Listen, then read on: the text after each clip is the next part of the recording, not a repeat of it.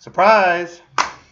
I couldn't let you go away quite yet to the midterm exam without one last video pertaining to this additional assignment that is sort of snuck in there, together with the assignment on chapters 12 and 13 on Homer's Iliad and Odyssey.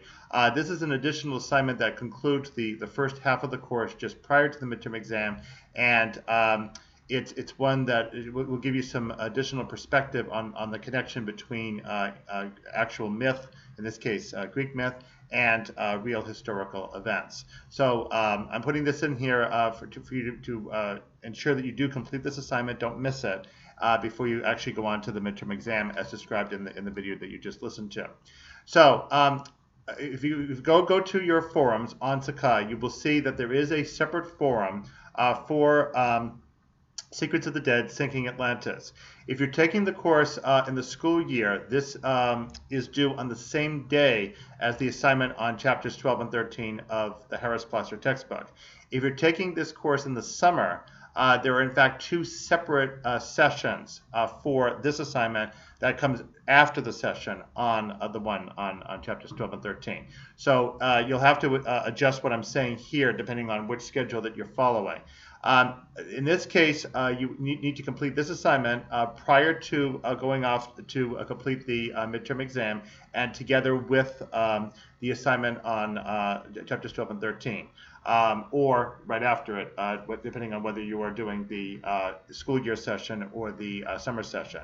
Now, once you've completed your own form submission for this assignment, then, as always, go and complete a student response to one of the other students' submissions on that same forum.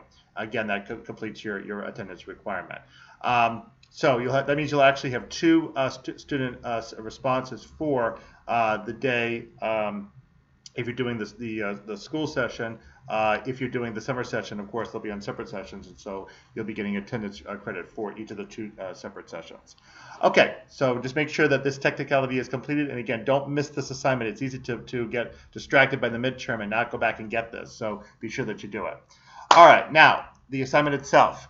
It pertains to one of the PBS videos in the series Secrets of the Dead.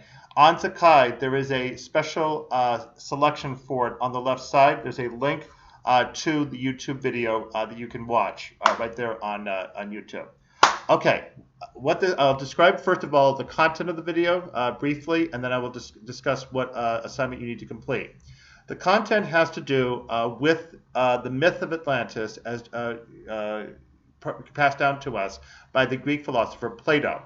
According to the myth as described by him, Atlantis was an island with a very hubristic civilization. The inhabitants refused to worship the gods properly and were eventually destroyed by fire and flames by the gods, and their island sent down to the bottom of the sea, and thereafter the island was never heard from again. And so Plato is using that myth as part of his description of human moral behavior. Now, there always had been some suspicion that this particular myth of the destruction of an island was based on a real historical event. The most obvious candidate for such a myth would be the island of Thera. If you go to your Greek map, you will find in the middle of the map where the Cyclades Islands are, an island that looks like a crescent moon. That's directly north of Crete, and that's the one called Thera. Its modern name is Santorini. Why is it a crescent moon shape?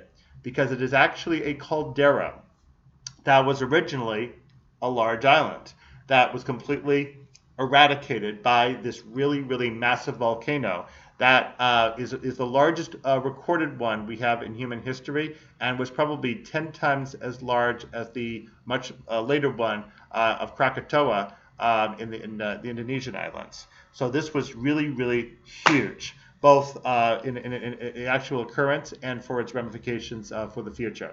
So Thera itself, as we said, was almost entirely destroyed by this volcano. But what we're interested in now is what were the effects of this volcano around it. So most of the volcanic ash appears to have traveled southeast from Thera, and therefore would have predominantly missed the island of Crete.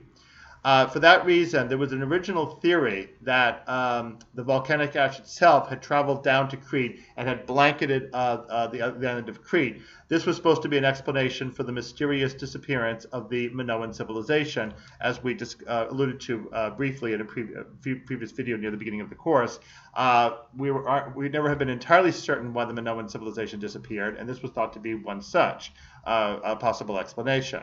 However, that doesn't work because the effects of the volcano were so widespread that the smoke and the ash got up into the air and traveled for quite a long distance, and even got over to Greenland, where some of the sediment got into the ice and made one of the layers of ice rings that archaeologists have studied later. And according to the ice ring deposit in Greenland, it appears that the volcano must have occurred approximately 1600 BC. And the Minoan civilization certainly must have lasted at least as late as around the 1450s BC. So clearly that's too long a gap for a single event, such as the blanketing of ash, to have completely brought the civilization to its knees. And again, most of the ash traveled in the wrong direction anyway, and so it's unlikely that it could have accumulated in enough quantity on the island of Crete to cause that kind of devastation. However, a much more likely theory that might explain this is that in addition to ash, the volcano could also have caused a tsunami.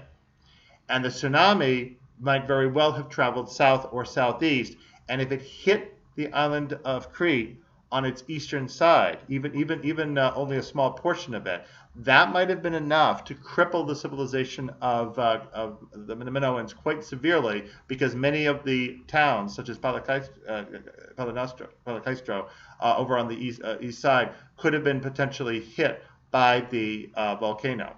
And so, if that happened, that might have been a more plausible explanation.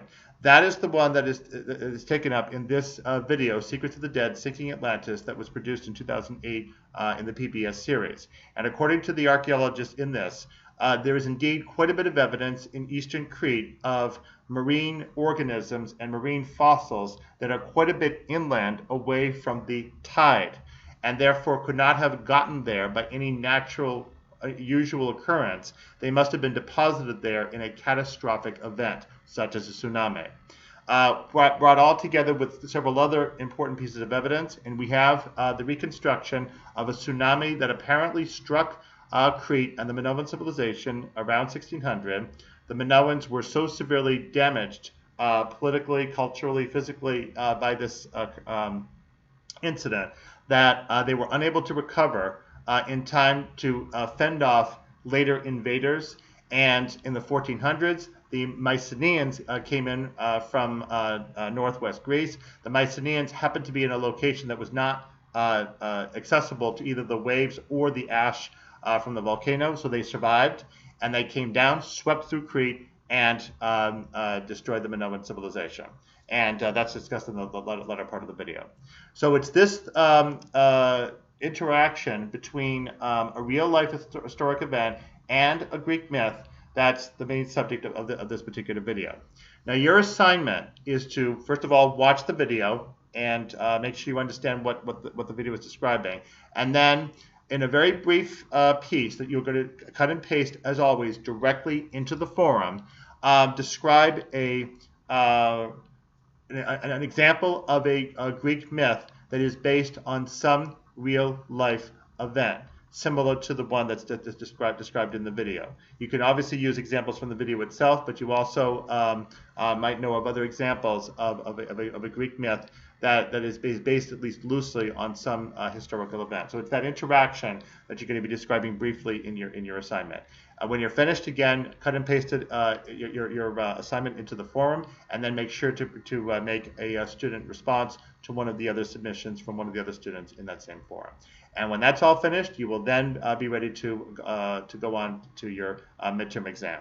So be sure, again, not to miss this assignment. Be sure to complete it, get it in the forum, and then you'll be ready for the midterm exam. And now at last that I've completed this task, I can say truthfully that I will see you on the other side of the midterm exam. Good luck, and we'll see you then.